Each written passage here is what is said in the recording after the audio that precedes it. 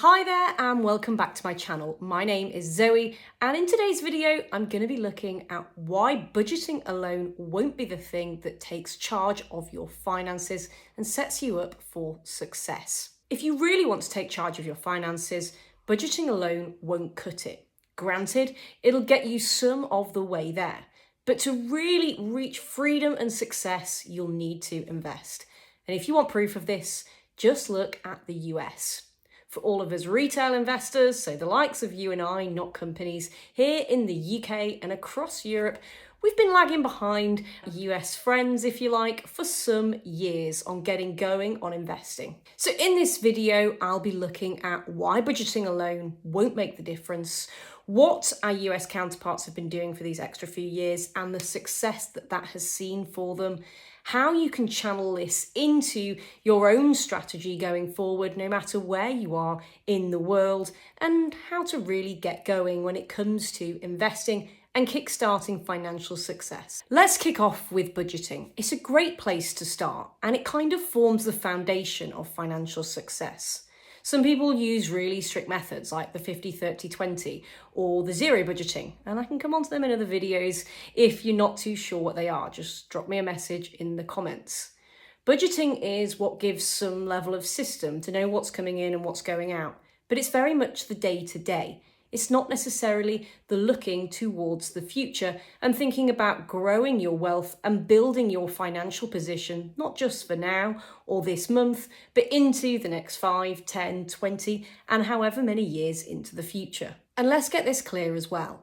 Investing is not just saving. Often people ask, okay, so should I just be saving? Should I be prioritizing investing? What does that look like? Generally for me, saving is in that short-term category. It's to buy something that is going to come up in the next months, maybe few years, but it's certainly not thinking about that long term. You need some savings, and you need some savings for emergencies or perhaps some level of financial planning if you're thinking of buying a property, say, in the next year, and you need the deposit. Maybe you're planning for something bigger, such as a wedding or perhaps for your children. But beyond those immediate planned necessities that saving can give, you need to then start to consider investing to really move the needle. The reason for this is because generally when we're thinking about savings, we're talking about money that is just held in cash. That is, it's usually in the bank earning some sort of interest on it. Now, for the past few years, particularly in the UK and Europe where we're talking about, interest rates have been relatively high. So the argument coming from many is like, well, you get quite good rates when you're putting your money in cash. Why not just stay there? And the answer is always the age-old inflation. Whilst interest rates have been relatively high, in some places up to 4-5%, we've also seen inflation hit up to 10% or maybe even more. So what that means is that whilst your money in savings, in cash, you know what it's going to get, it's got that stability, it's got that security that it's not going to go up and down and change loads or potentially lose quite a lot. But actually that loss, crucial word here, is almost guaranteed because you're losing money in real terms. So if we think we've got 10% inflation and your cash in the bank is earning 4% interest, there's a very clear 6% gap there because actually what your savings have lost is 6% in real terms. So whilst it might feel safe and secure to have all that money in savings, actually it's being eroded by the silent assassin of inflation. And it's not just about inflation eroding savings, it's also about compounding. So when you invest, essentially what it means is that your money can grow. It kind of sounds obvious, right? But not only can it grow, it can also compound. It's kind of like the growth on the growth. There are loads of different explanations, and I'll do a whole video at some point that goes through all the ones that I found, because I found that I had to read and listen to a few before I got one that really clicked. And it's often the same with others. It just depends how your brain works. But compounding, I like to think when it comes to investing, is kind of like a snowball rolling down a mountain. The bigger the snowball gets, the more surface area it has, the more snow it can pick up. And it's exactly the same with your money when it's invested. It can really grow on the growth, and that is where the magic of it comes in. So when we look across the pond to the US, it's reported in various different surveys that around 62% of American households own some sort of investing. That can either be through the likes of pension accounts, known as 401ks, or indeed in other investing accounts. And the result of this for them is that generally they are a wealthier nation. But it's built into their psyche. They know about these products that they have. There are tax efficient solutions out there that encourage them to invest, such as 401ks and Roths, and they really grab it by the horns, if you like. It's something that is within their culture, for better or for worse. And therefore, that means that there's also been decades of compounding at play. Here in the UK, we do sort of straddle where generally our European neighbours are at versus the US. Around 42% of households have some sort of investments, but we're much, much lower on direct stock investment. It's about 10% for anybody that is intrigued. In the US, it's considerably higher. Now, some of this, again, is to do with what is built into our framework, society and regulation. And in fact, I've often found that the regulators here encourage a much greater proportion of investors to go for funds. Not necessarily a bad thing, because direct stock ownership can be potentially quite risky, particularly if you haven't got the funds to absorb it.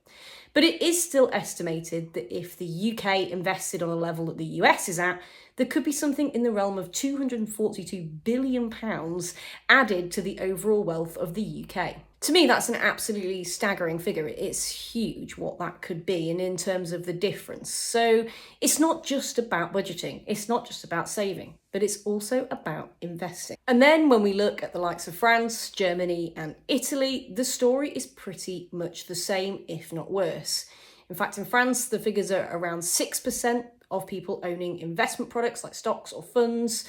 In Germany, it's a little bit higher, something around the 16 to 18% mark.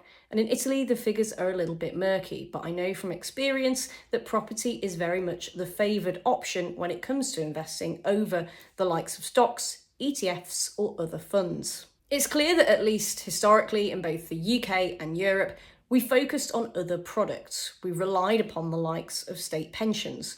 We've used other banking products that might offer a more guaranteed rate, and we've generally steered away from what is deemed to be a riskier option in the form of investing. But this is changing, particularly as we look at an ageing population.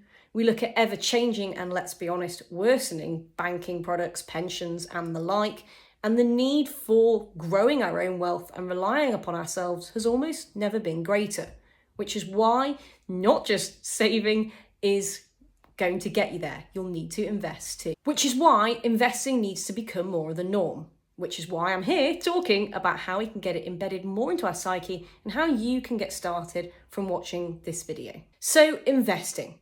There's all sorts of steps and it can become quickly overwhelming as to what that looks like. For me, I'm going to break it down into 3 steps from this video, and then you can go away, do some further research, and hopefully come back for another one where I'll go into each step in greater detail. The first step for me is always about finding a home for those investments.